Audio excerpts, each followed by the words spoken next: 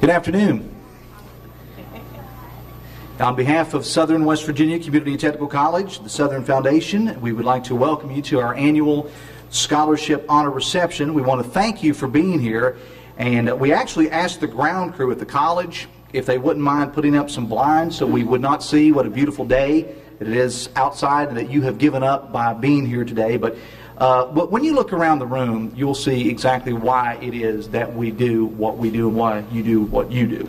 My name is Dave Allen, and I not only believe in Southern West Virginia Community and Technical College, I'm a product of Southern West Virginia Community and Technical College.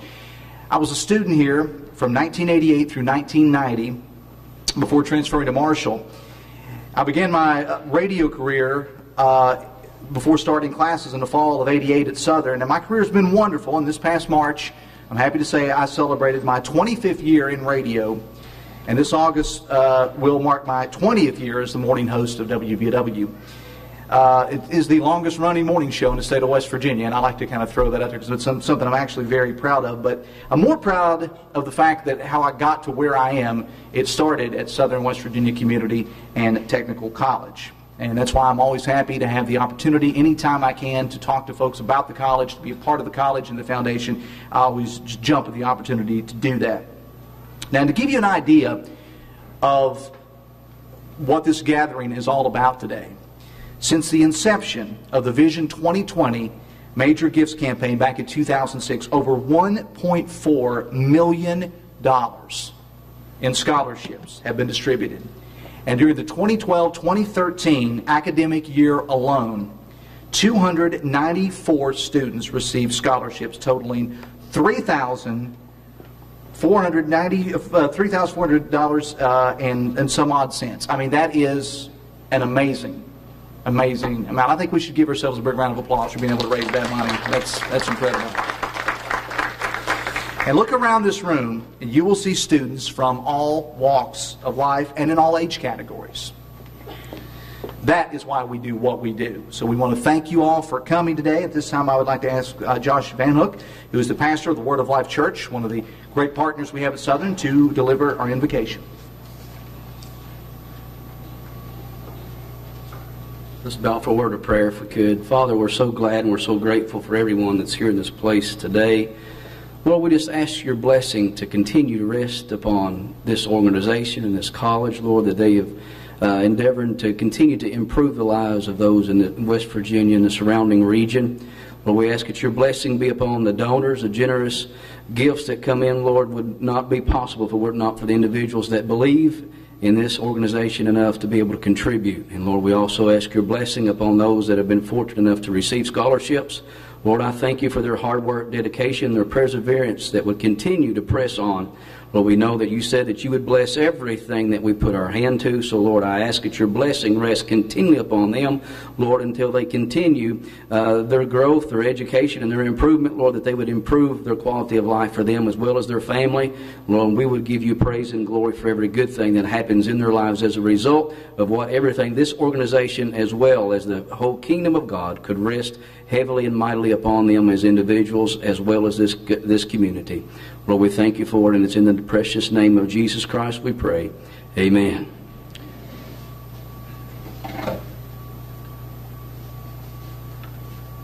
Good afternoon. It's going to be a hard act to follow. I have a radio personality on my left and a preacher on my right over here. So bear with me, okay? And every once in a while, please say amen or something, if you will. It's an honor to be here today. It's just a thrill, something we plan. When this thing is over with, we start planning for next year. And just welcome you today and just have a great time. And please feel free to take pictures afterwards. We've shortened our program down so that could happen at the end, so please feel free. I want to welcome you to the 5th Annual Southern West Virginia Community College Foundation Scholarship Reception. My name is Ron Lemon. I'm Vice President for Development here at Southern. And I must say I love my job. And you're thinking, well, why is he saying that? Well, just to my right here, you will see First Lady in West Virginia, and First Lady of West Virginia and President of Southern, Joanne Jager Tomlin. I'm starting my 20th year at Southern, and I've worked 19 years for her. She's a visionary leader, a tireless advocate for education, a mother, a Christian, and the wife of Governor Earl Ray Tomlin. And that's a real quick bio for her. And the reason I say that is we at Southern have a very unique situation as Joanne as president. And here's evidence right here. I called her Joanne. I mean, that's how informal we are sometimes here. Her visionary leadership and work has assisted us in developing the Vision 2020 Major Gifts campaign. And you all are a part of this because you received a scholarship. And as Dave said earlier, we've distributed over $1.4 million in scholarships, and I will match that total with any community college in the state of West Virginia. I think that's tremendous. And again, please, let's give ourselves a hand for that. And what we really do is invest in your education, so we want you to do well. And I challenge you today and work hard. Number one thing, work hard, get your rest, and most of all, I want to quote the late, great, deceased North Carolina State basketball coach, Jim Valvano, or as we call him, Jimmy V. He says, and if I see students on the elevator in some of these buildings, I will say this quote: "Don't give up. Don't ever, ever give up." Thank you and have a great day. And I do want to recognize some of our donors here today, and it's sort of a list of donors and foundation members. And as I call your name, please stand and recognize these people. First of all, I want to recognize our foundation members. John Walker, please stand. Give me.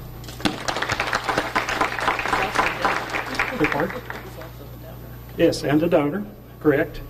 And in the far back there, Mark Moreski, please stand, Mark, if you will, with his family. Very good.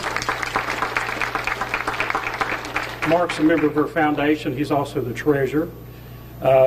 Another donor I do want to recognize is Sam and Dee Caporalis from Williamson area.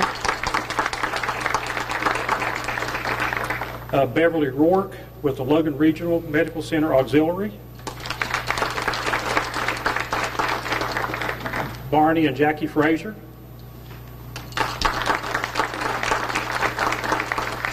And have I left anybody out? I apologize. And one thing I want to mention too about the foundation, the staff and faculty and administration at the college here has given over $100,000 to this major gift campaign. So that's tremendous effort on their part, and just thank God for that ability to do so with great jobs. So thank you. Have a great day, and we'll proceed on, Dave.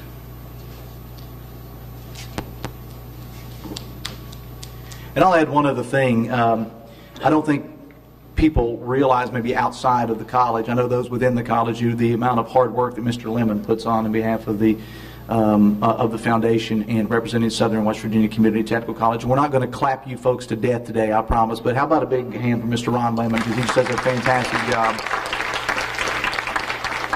Our next speaker really deserves, all the praise in the world for doing what she has done. Joanne Jager Tomlin assumed her duties as president of Southern West Virginia Community and Technical College on November 16, 1999, and became the 36th First Lady of the state of West Virginia on November the 15th, 2010.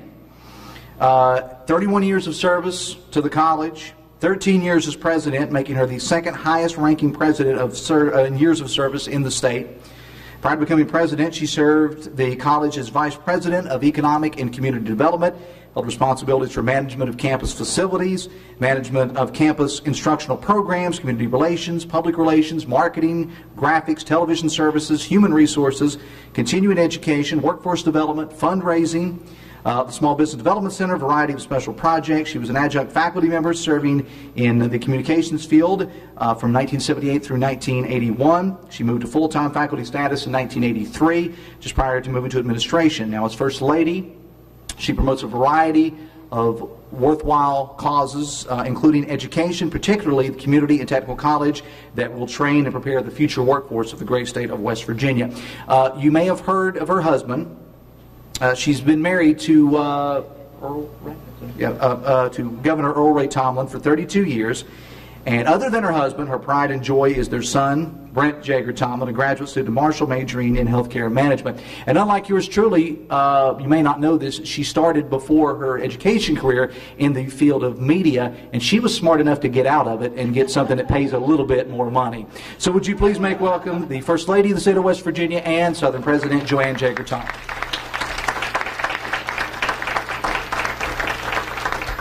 Thank you, Dave, and thank you, everyone, for being here today. And I have to say, Dave Allen just told me that he spends more time at the college now than he does at the radio station. So we love Dave, and he's great to the college, always ready to give us some public relations on the radio, and WVOW has been a great partner for us.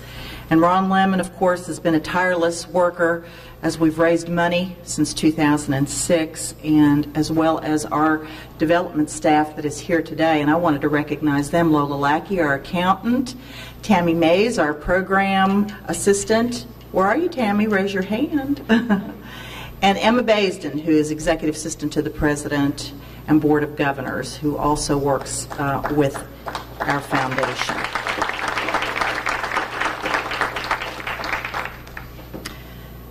We thank each of you for being present today. Your presence affirms the importance of the mission of Southern West Virginia Community and Technical College and the Southern West Virginia Community College Foundation. It bears witness to the fact that the important work of both these entities must continue so that you and other students will have access to meaningful education and significant opportunities. Because you know, in today's world, you can't do much without a college education. The event today provides an opportunity for you students and the college community to thank scholarship donors, putting a face to a name. Our donors are an outstanding and exceptional group of people who are leaders in their own right, who are connected by their own beliefs and common recognition of the value of education and learning. These individuals are also unique in that they could send their resources elsewhere, but they choose to return them back to their own communities. They know that educating our own will only produce a better economy and a better way of life for our citizens. On behalf of the administration, faculty, staff, and students of Southern, we thank you from the bottom of our hearts for your compassion for students in this region. Our deepest thanks to members of the Southern West Virginia Community College Foundation and its executive board: Reverend George Costas, Elizabeth Costas, Eddie Canterbury, Mark Moreskes, who's here today, Phyllis Ossiton, and David Scott, and John Walker on our board. Giving of your time, talent, wisdom, and most of all, financial wisdom.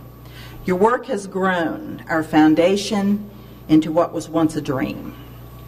These wonderful individuals give their financial resources, their time and talent, without asking for anything in return. Our 2020 Major Gifts campaign began in 2006. It's warm in here today, isn't it? Whew. It must be up here. With a goal of $20 million by 2020. While many of our foundation members took a deep breath on such a mammoth project, they agreed to take the risk and give it a go. The effort was well worth the risk. Phase 1 of the campaign had a goal of $7 million to be reached by 2010.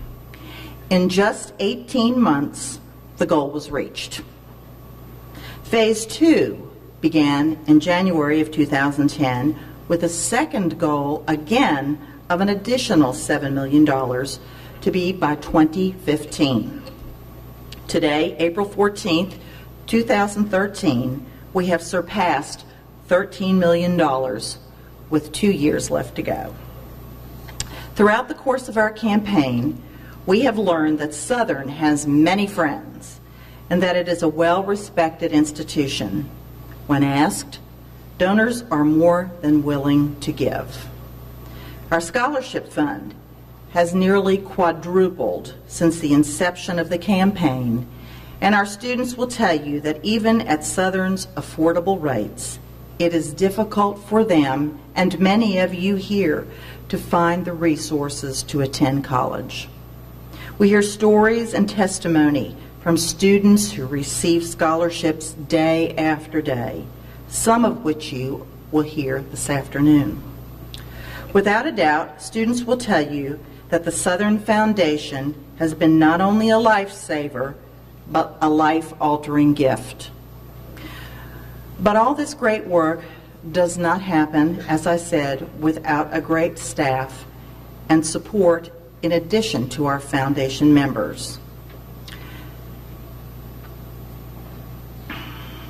Our thanks also to members of our administration, our faculty and staff who believe in our mission and who donate through payroll deduction. And as Ron said, they have provided today more than $200,000 since the campaign began. Our thanks to the faculty who provide a quality education to our students and who are on the front line of their success. Southern is a leader in community college education in West Virginia.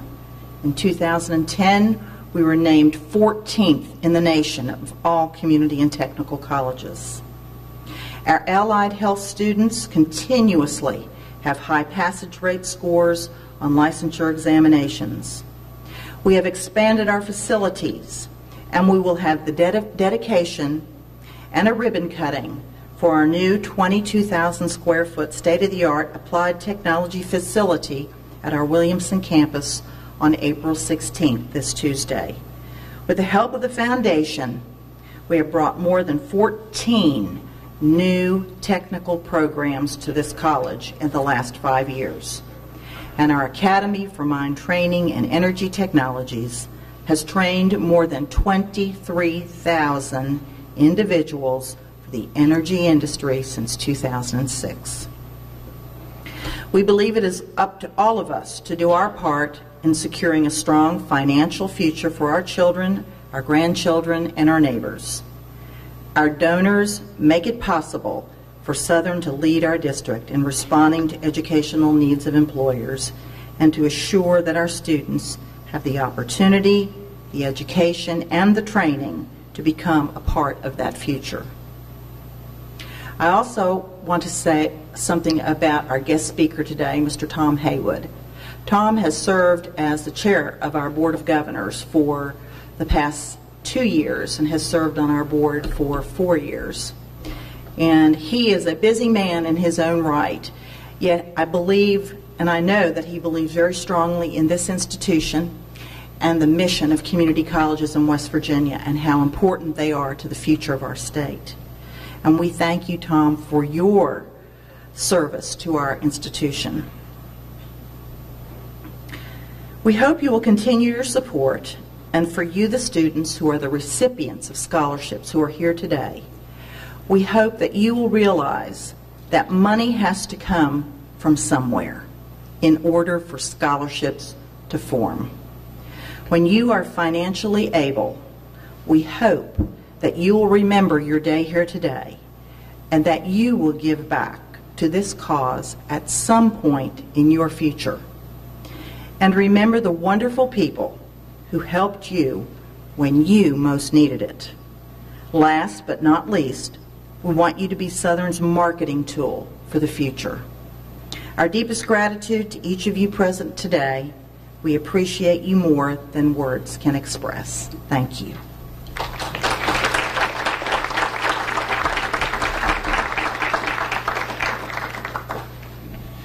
I just want to follow up on one thing that President Tomlin and First Lady Tomlin said about the ribbon cutting that's going to be on the Williamson campus this Tuesday. There is a fellow by the name of Landau Eugene Murphy Jr. who is going to do the national anthem.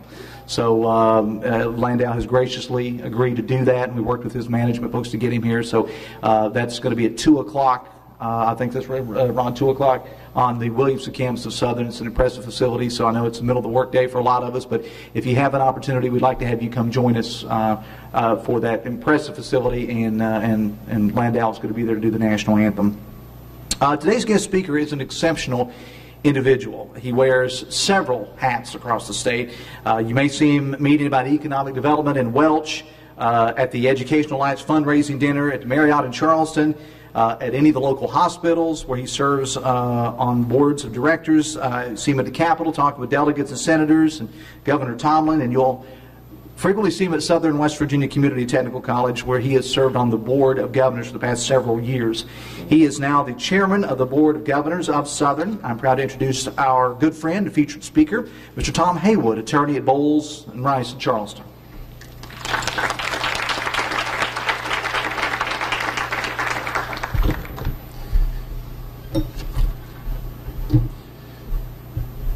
Thank you very much, David. Madam President, donors, students, scholarship earners, friends, it's a delight to be here. Thank you for having me here today and the chance to address you briefly this afternoon on this beautiful day. I drove down from Charleston after church. The redbuds coming out, the trees are budding, and I show up here and I see a bunch of handsome men and beautiful women. Mainly what I see is a lot of pride and optimism about the future. That's what I see when I look out over this crowd, and it's very gratifying. And I want to thank the people who are most responsible are the students of all ages who make tremendous sacrifices in your lives to do what you do, to be a student, almost without exception, with lots of other responsibilities and challenges, and the family members who support each of our students. You're the real heroes here today, and for those of us who support the foundation, today represents the flowering of what we have tried to achieve for so long, to create a foundation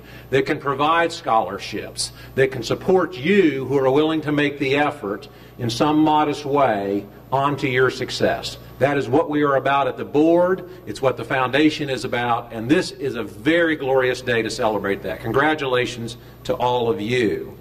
As I think back, the First Lady and our President did address briefly the statistics of the foundation. I had the opportunity years ago to help with some strategic planning and facilitation of a board retreat. This was before I came onto the Board of Southern. This was at Stonewall Resort, and there was a vision of greatness. You see it behind me on the banner. It's very directly attributable to our President, who has a vision of greatness and the ability to lead a group forward to achieve that. And the group sat down and said, what do we want to create at Southern? What is our vision? And it was a vision of greatness. It was a vision of being a world leader. And we have programs where we're training people from all over the world. We have excellence. We don't often think of ourselves that way. But let me tell you, everyone in this room and everyone in this community has the capacity for greatness on a worldwide basis. That was the vision. So we did various elements to that strategic plan. And one was we need to really create a large foundation. And the board sat around and they came up with $20 million by 2020. And at the time we had about zero. Everybody goes, gulp. That was a pretty bold, big vision. But you know what happens when you set a bold vision and you set a goal for yourself? It's amazing what you can accomplish. And you've heard the results. Didn't know if it was possible. There was no assurance when we set out on this journey that we would be able to raise monies, to give $1.4 million, to award 294 scholarships this year. But we did it because we had that powerful, positive vision. And I want to talk a little bit today about I have had the opportunity and privilege. I live in Charleston. I have the opportunity and privilege to work around the state and region. I'm a lawyer in private practice and have had opportunities over time. And I want to share some of the perspective that I have, because one reality I think we all experience as West Virginians is the last 30 years have been pretty tough, right? We've all known hardship. That unites every one of us in this room. We've all known tough times. We've all experienced loss. I can remember Charleston was bigger when I was growing up there. Logan was bigger when you were growing up here. I remember driving to Logan to watch high school basketball games. We always feared playing you guys. But you had those narrow two-lane roads, and now we have this beautiful corridor that links us and connects us. And so I want to offer some perspective, because I think it's awful easy as a West Virginian to think that we can't achieve, that some of our greatest challenges are low expectations low self-esteem and low sense of the possible. I think that we fight that all the time. I want to tell you why I think we are at the beginning of a golden era for this state, and each one of you and I, we're all going to participate in that, and it's going to be very exciting. So you're sitting there saying, what has he been drinking? But let me tell you the basis for my optimism about where our state is and where it's going. And it's not all easy, folks, just like your journey to get you here today has not been easy, but I want to tell you why we should be very excited about our future in this state and in this region. So if you go back, I had the opportunity years ago to work in the governor's office under a former governor, Gaston Caperton, and I was his legal counsel for a period of time, and then I became his chief of staff. I had that opportunity. And that really gave me a perspective and an opportunity to see a lot of things going on at the state level. It was a tremendous opportunity for a young man or woman. Anyone would have that opportunity to work at that level. And so what did I see? If you recall those days, they were pretty grim. So he takes office January 16, 1989. The state is essentially insolvent. We go in to the governor's office at that time, and there's no furniture, there's no anything. There's a desk in the governor's office, and there's a red phone on the floor. And I remember, Governor Caperton looked at me and said, "What do you think happens if we pick up that phone?" We said, nuclear war might start. We didn't know what that was. But we were pretty much starting from scratch, and we really had to piece it together. Well, we learned some tough things about how bad a condition the state was in at the time. If you'll think back to those days, the first piece of mail we got in the governor's office in 1989 was a notice from the gas company saying they're turning off the gas at the governor's mansion for failure to pay the bill for several months. Public employees were being turned away from doctors and hospitals because PEIA hadn't paid those payments for a long time. Income tax refunds hadn't been paid for a couple of years. And when we tallied it all up, we were about $500 million in debt. We just didn't have the money to do it all. So those were challenging times. We'd come through the boom of the early 80s, and then that had kind of collapsed, and we felt that here in this part of the state certainly. But we set about at that time, and I want to tell you where we are today. So think about that. Think about where we were. Our state's credit rating was among the lowest in the nation. We really, really had a lot of broken systems. I characterize it as we were broke and broken.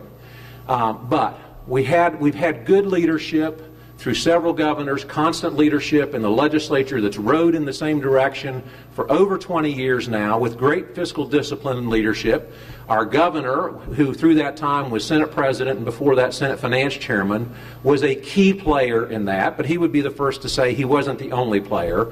But there were a lot of people who really, we took time to pay our dues, to be disciplined and be focused with a positive vision about what we could be. So what's happened since that time? Workers' compensation at that time was a real disaster for the state. If you talk to any business, it was the #1 boogeyman that we had. And it's been that way for a long time.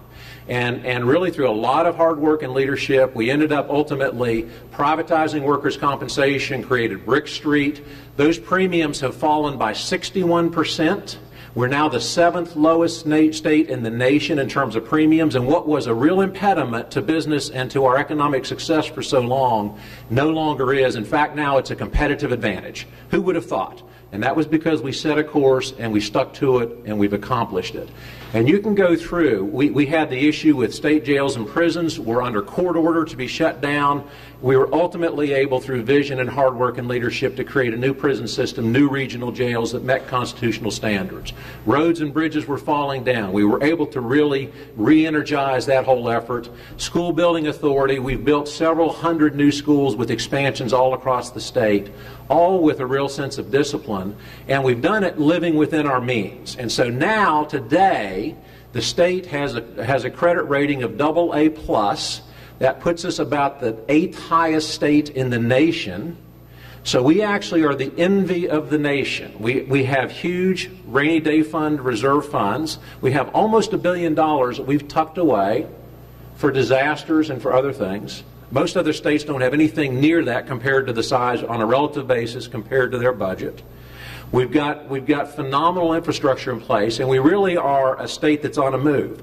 Our unemployment, challenging here in this part of the state. The coal industry faces tough times. I want to comment on that briefly. But our unemployment's below the national average, where it has been for several years now, after many decades of being above the national average.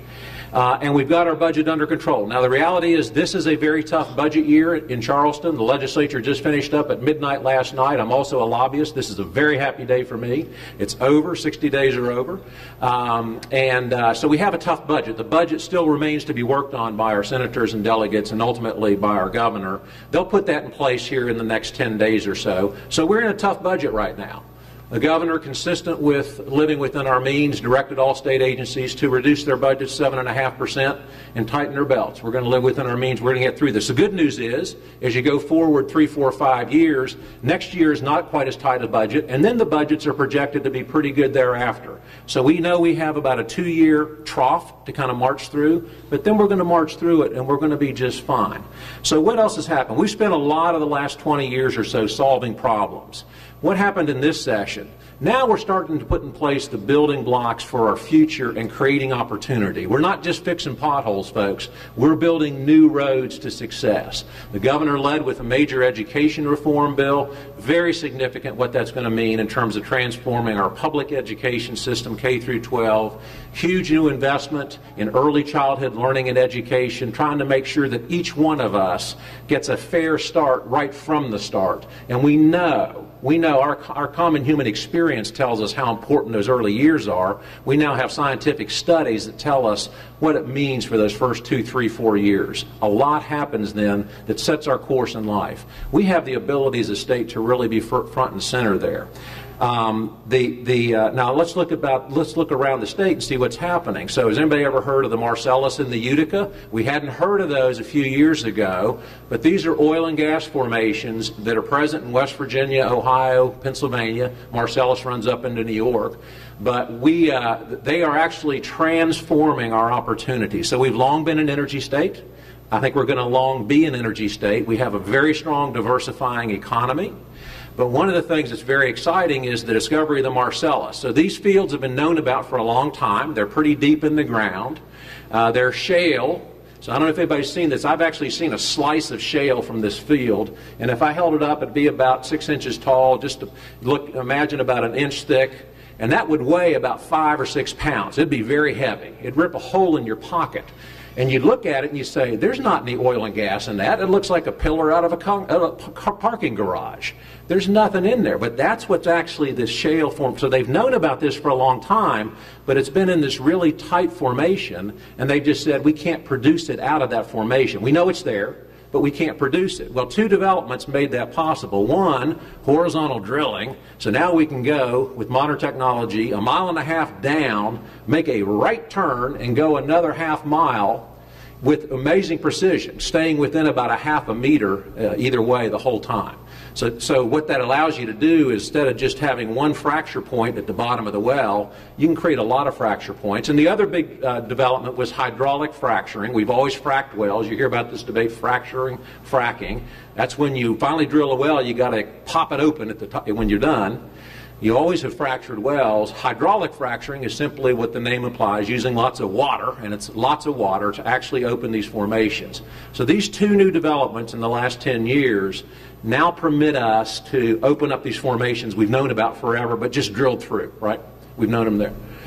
So now they know that the Marcellus field is the 2nd largest oil and gas field in the world after Qatar in the Middle East. 2nd largest in the world. They also know that they also have what they call natural gas liquids, which are ethane, butane, propane, various things, including oil, and that they are the most abundant of anywhere they've seen, anywhere in the U.S. or in the world, right here in these formations.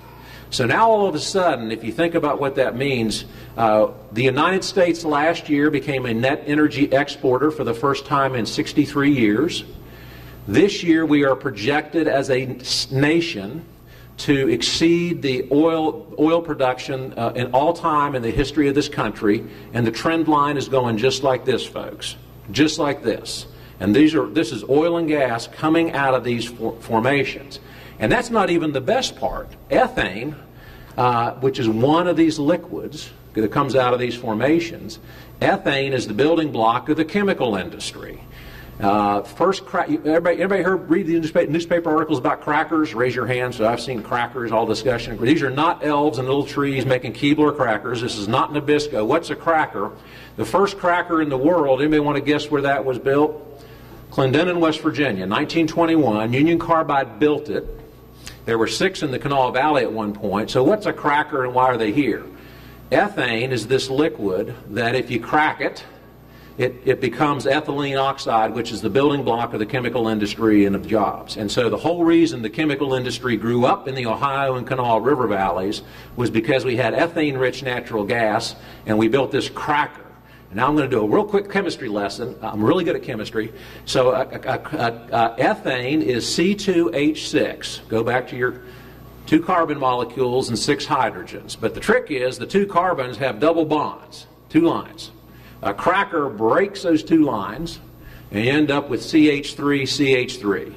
You understand, you can explain to your friends and family what a cracker is now. That's what a cracker does. It costs $2 billion.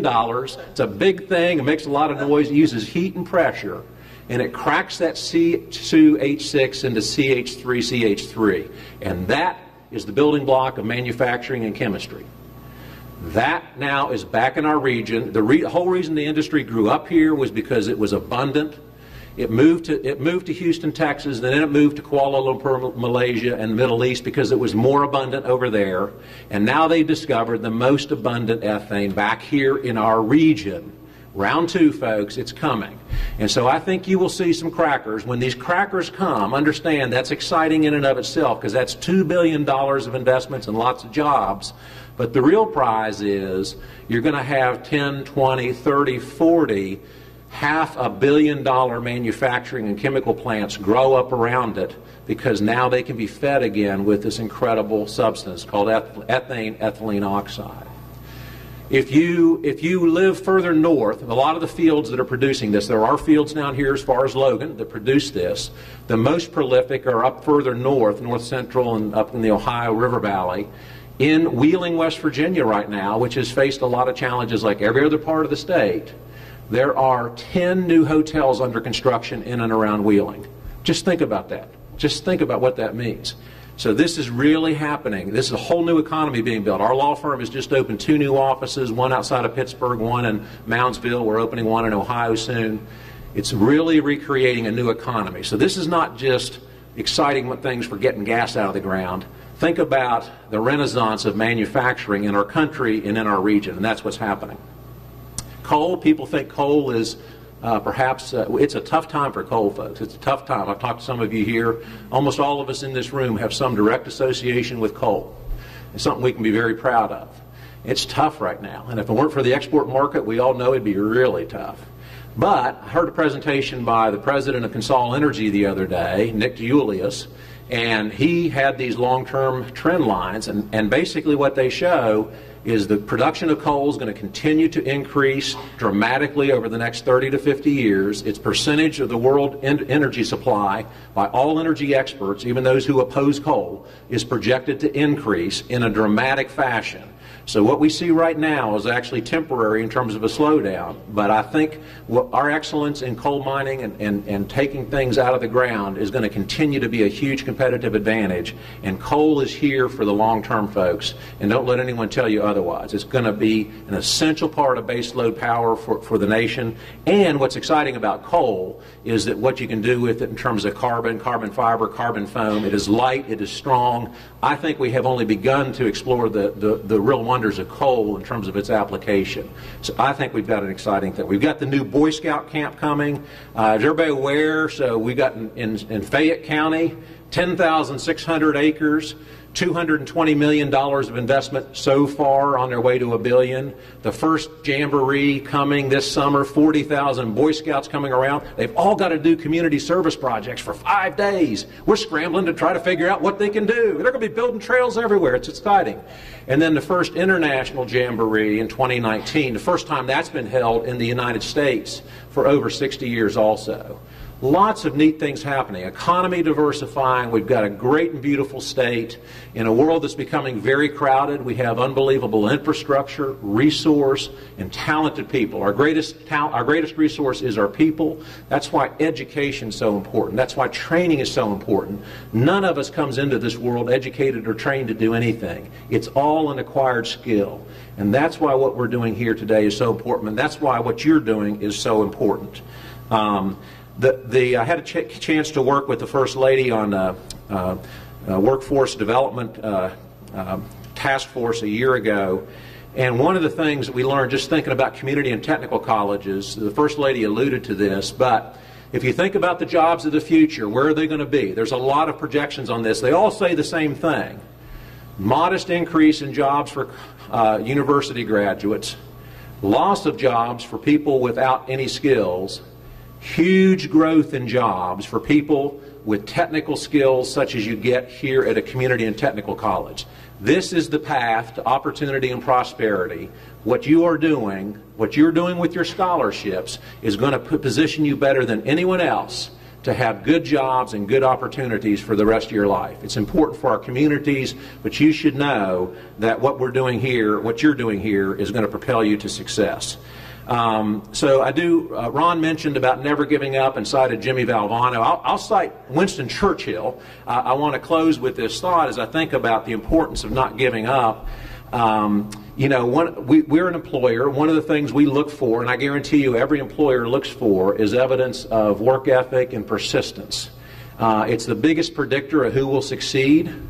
Really doesn't matter where you came from. Really doesn't matter what you did or what your parents did. If you work at things and stick to it, that's the biggest predictor of how you're going to succeed. That's what we try to look for as we hire, and that's what all employers look for. And I'm going to tell you, employers looking at people coming out of community and technical colleges know a couple things. Typically, many of you in this room, you have 15 responsibilities besides going to school. So you've already lived in the real world and done it and proved that you can make it. So you've already demonstrated stick-to-itiveness. That's a scientific term right there, stick-to-itiveness, and that's very important in all that you'll do in life. And you learn that the longer you go through life, the more you learn how important that is. So this training experience makes you very valuable to employers, and I know it's going to be exciting. So Winston Churchill, I mentioned to him, I've been reading a lot about Winston Churchill. He's a fascinating fellow. I encourage you, if you have an interest, to learn more about him. There were dark days in Western society. Most in the world had given up Britain as well as Europe to the forces of Nazism, and thought it was only a matter of time. And he was the Lord of the Admiral, or the First Lord of the Navy, and then he became Prime Minister right after Chamberlain. And he saw long before others the challenges that Europe faced and what Hitler meant. And he was a bulldog, right? He kind of looked like a bulldog. He was a bulldog. And but he really was someone who he was very eloquent, articulate, a very powerful, impressive leader, and probably made a personal difference in the outcome of history based on being where he was at that time. But he knew how grim it was, and he knew one of his most important things as leader was to always have that message of hope and stick-to-itiveness. And so if you go on the internet, go home after this and go on the internet, check out Winston Churchill's sayings, read his sayings, but a lot of them are about not giving up. And one of his great ones was he went back to Harrow, which was a school he went to as a boy, and they were reciting literature and so forth, and he was just there as a guest. But then they invited him to speak. This is 1941, so this is really the darkest of the dark periods. You didn't know if England was going to be around in 6 months. It was grim. And they asked him, they said, would you come up and say a few words? And he got up and he said, never, ever, ever, ever, ever, ever, ever give up. Never give up. Never give up. Never give up. And he sat down. That was his speech. Think about that. Most important thing he could do. So it is a real pleasure to be here to celebrate your success. You do represent the flowering of our vision for Southern. I wish you great success. Thank you.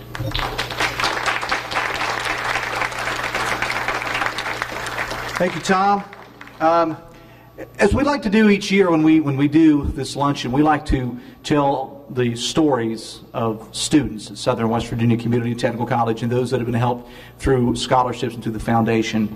And everybody's got a story. But if you weren't here last year, I want you to pay particular attention to this person's story. If you would you please make welcome a recipient of scholarship money in the past, Southern graduate Beth Kinzer.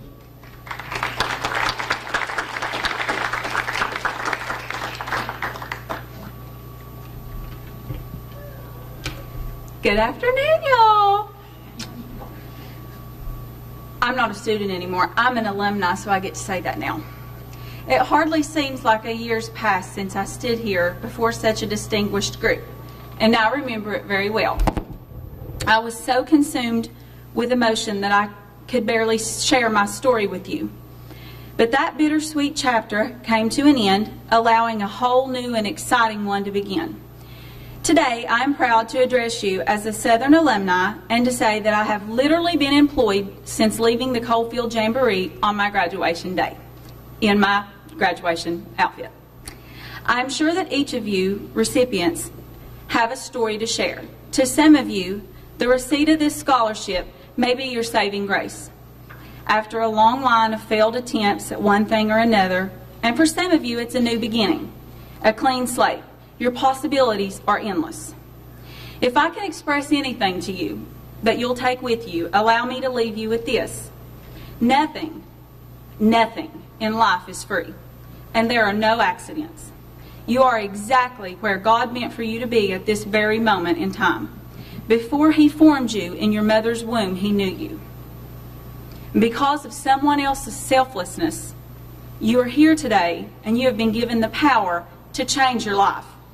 You do not have to be a victim of circumstance. It doesn't matter if you grew up in a holler. It doesn't matter if you grew up on welfare. It doesn't matter if you only got one pair of shoes a year. You have the power to change that now. You are the author of the story of your life.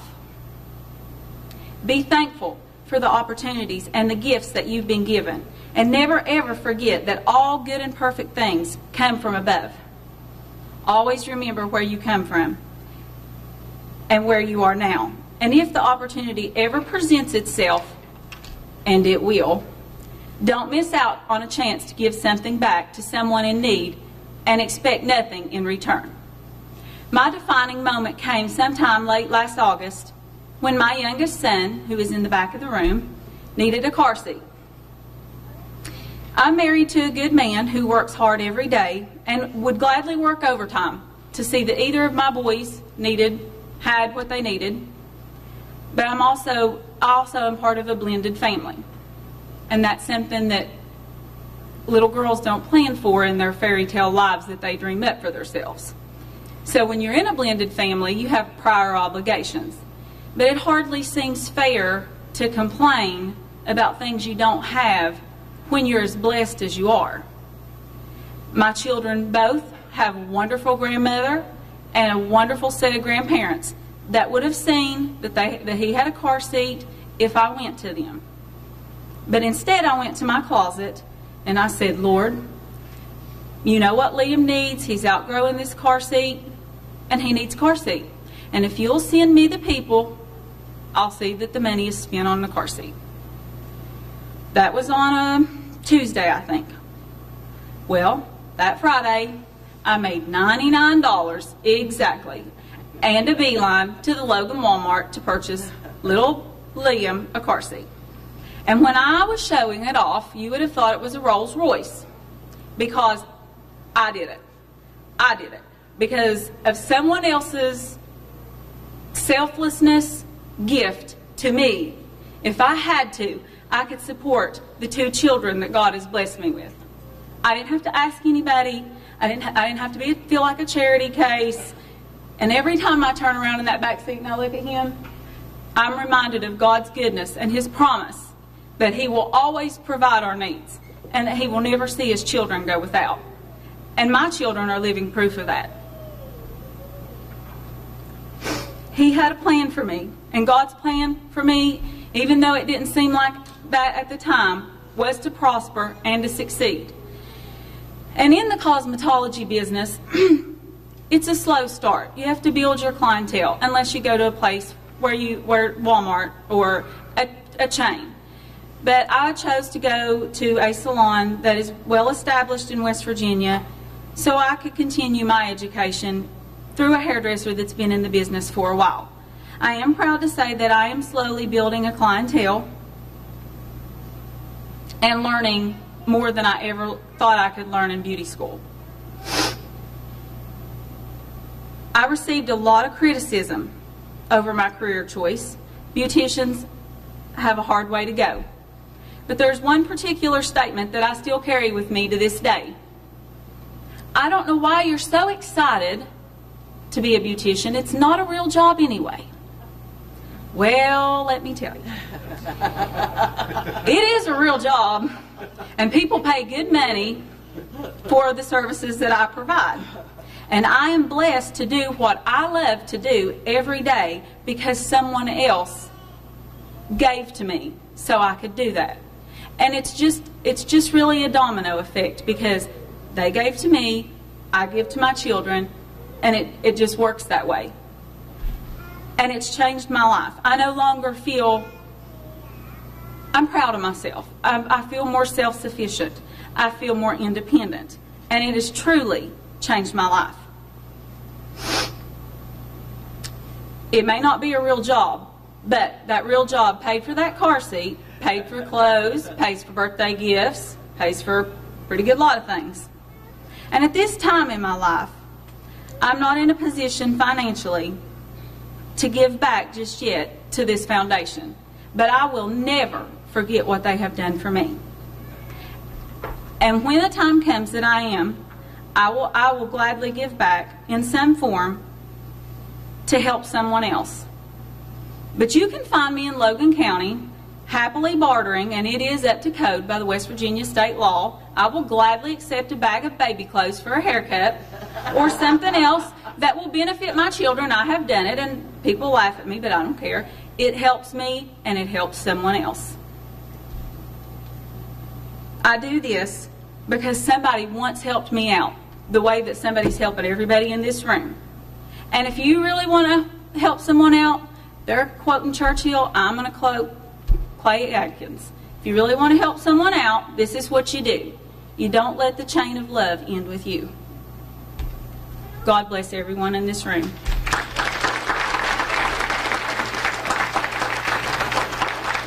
And for those that may not be totally familiar with Beth's story and how she got to where she is now, it's included in your the little magazine that we have there.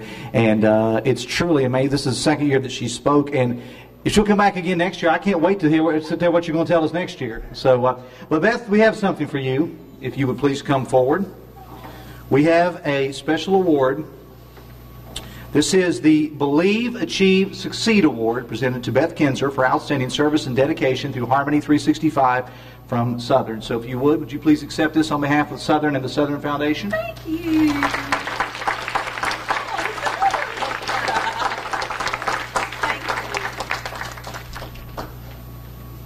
Now you've got something to hang on that wall of your not real job, right? There you go. Your not real diploma. That's exactly right. Our next speaker is going to speak on behalf of the academic community here. He is an associate professor and coordinator for mine management at Southern West Virginia Community Technical College. Would you please make welcome Bill Alderman?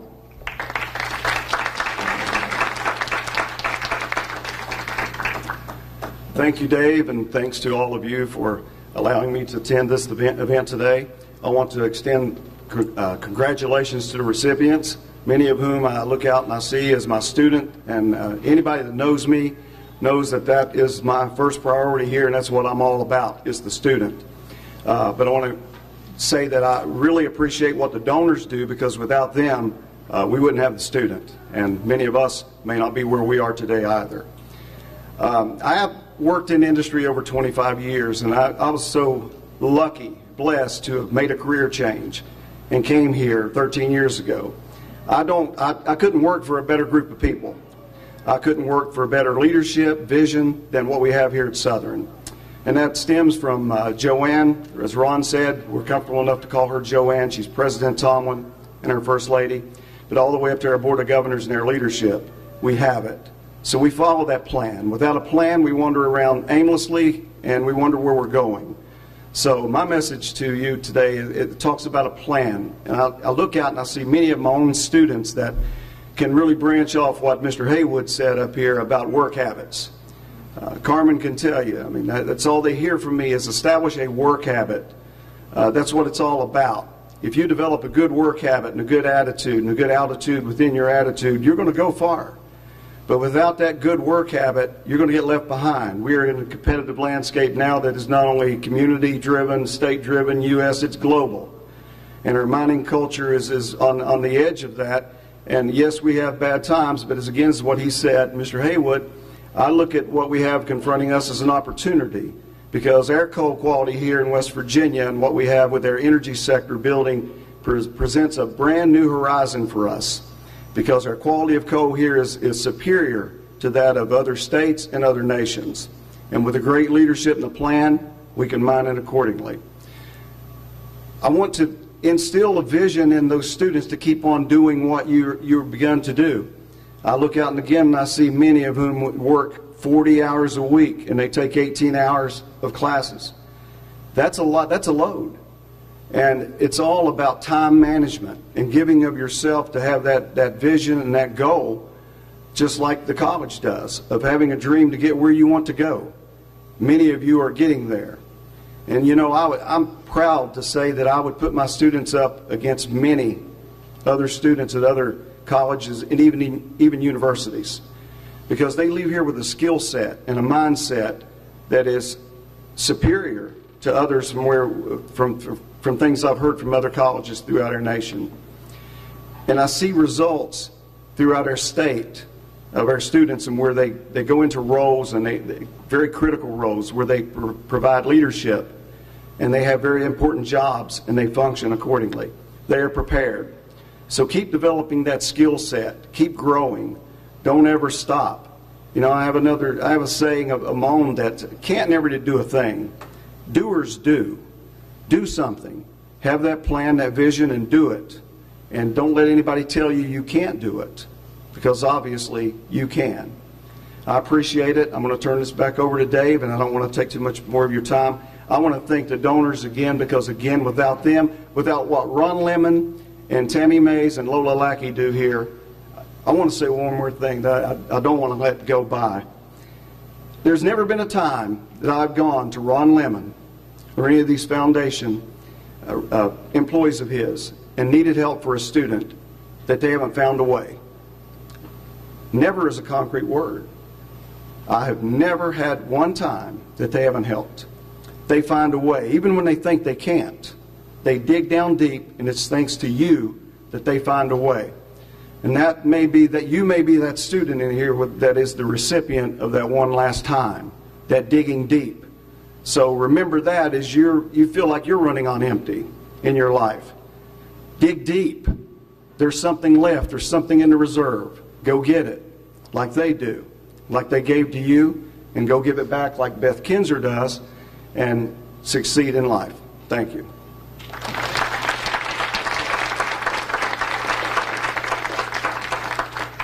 About to wrap the program up today, and I want to mention a couple of donors that I failed to earlier. Mr. Walker, John Walker, is on our foundation. He and his wife, Nancy, both are donors to the college, so please give them a hand here, John. Another lady I failed to recognize, and as you get prepared for these meetings, people come at you left and right, and I apologize for this, but Suzanne House, she's Chief of Staff for Guyana International, representative for the Shell Family Scholarship. Thank you for coming today.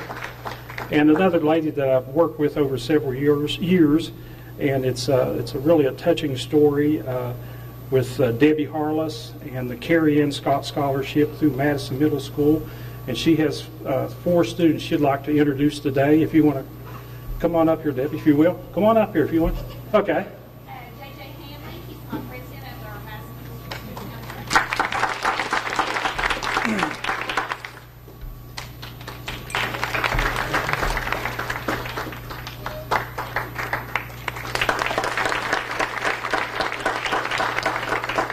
Thank you, Debbie. We're so blessed to have a wide variety of scholarships all over our area here. Now I will ask it, I will introduce the student, and please stand, and we'll hold our applause till the end. We have several students, so bear with me here. The Katiga Develop Scholarship. And another thing, too, before I get into that, please take time as you go home or sometime to look at this booklet we just recently published. It tells Beth's story, Justin Tomlin, some of the successes that we have here, Mary Harrison, and some Appalachian Leadership Academy students, and I believe Estel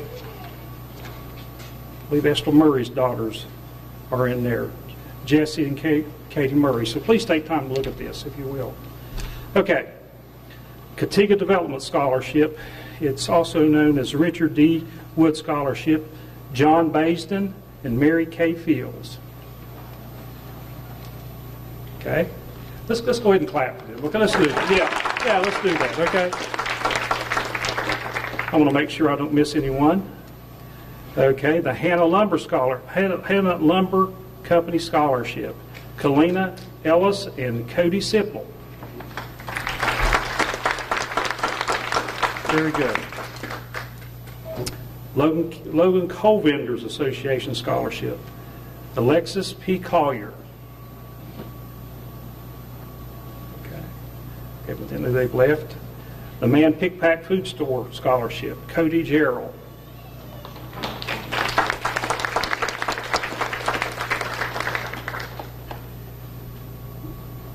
The Party Resources Company Scholarship, Kirsten Duffy.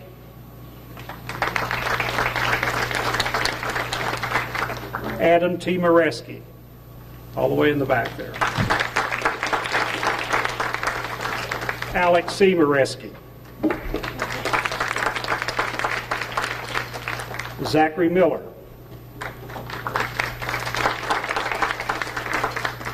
Cassandra York.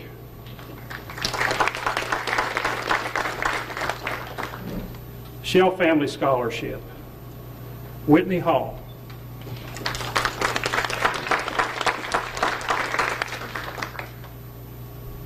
Okay, now these are the Southern Foundation Scholarships recipients.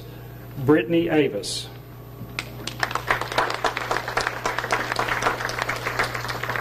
Kayla Baisden.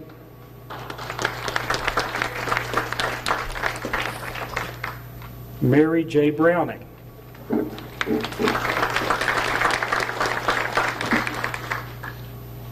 Tabitha Combs. Ashley Curry.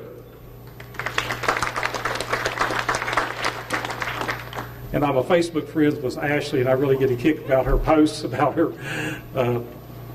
experiences here at Southern. She's a hard-working gal. Angela Dowles.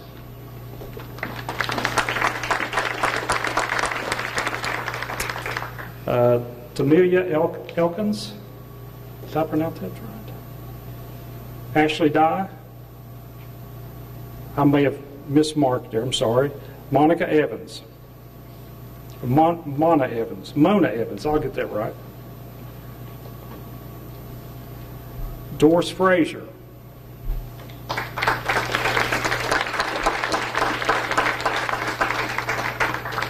Carmen Hanna.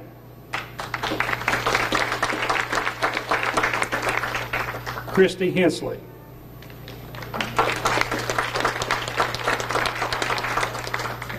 Ariel Gerald.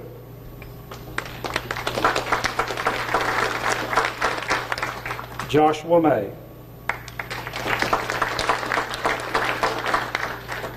Francis McNulty.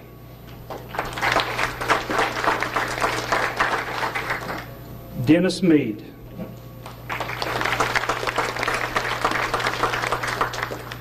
William A. Merritt, also known as Drew.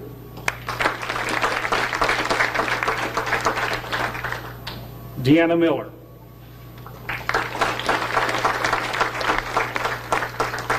Jessica Miner.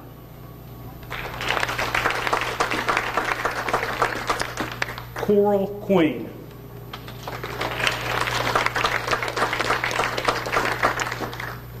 Nikki Rodigario.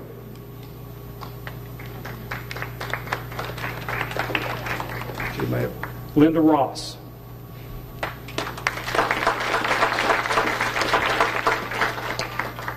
Caleb Solver.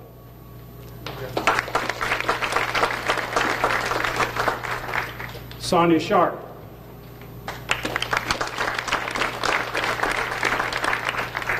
Amanda Turley.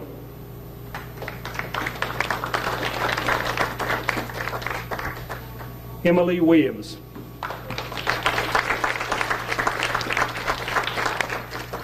Jasmine Workman.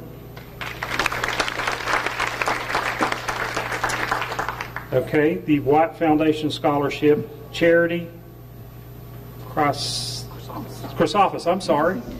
Back there she is. And William Zarian.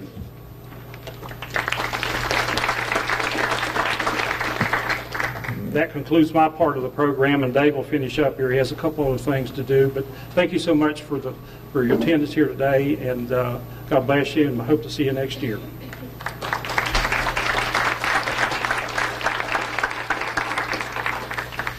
You notice how Ron, as he got to the last few names, was starting to hurry it up a little bit. Ron smells food. He's just like me. So we're gonna wrap everything up here in just a couple moments.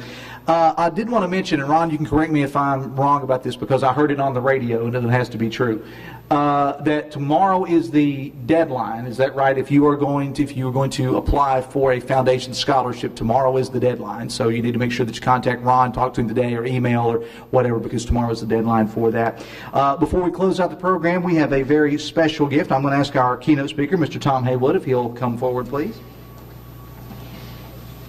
And, sir, we hope that you'll accept this on behalf of Southern West Virginia Community Technical College and the Foundation. Thank you, Dave, very much. I accept it with pride. Thank you very much. Thank you. All right, we're going to ask Josh Van Hook, if he would, to come back up and do our benediction. And then we will, I suppose, Mr. Lemon, open up the trough. Is that correct? All right, very much. Come on. We're going to take pictures first. Okay, I'm sorry. I didn't mean to get your hopes up. We're going to take pictures first. Then we'll eat. Well, it seems today's theme has been persistence. You know, the Bible says, do not become weary in due season or do not become weary in well-doing, for in due season you shall reap if you faint not. And so, really, in the kingdom of God, there is no grace for retreat or going backwards or to quit at all. And so the Bible says, he that puts his hand to the plow and looks back is not even fit for the kingdom. So I want to commend all of you on your hard work, dedication, and commitment. And I've heard somebody say that, you know, you don't have to be great in order to get started, but you do have to get started in order to be great. And so you can all make a stamp, make a mark in your generation, and I believe God has called us all to do that. So why don't we stand up as we pray and bless the food, just to get some blood flowing in your legs again. I know it felt pretty good to stand up for me. So let's pray. Father, we thank you so much for this organization, for Southern, for the donors and the students and everyone involved. Lord, what an honor and what a privilege it is to have something like this great in our community, and we're glad to be a part of it. So Lord, I ask that your blessing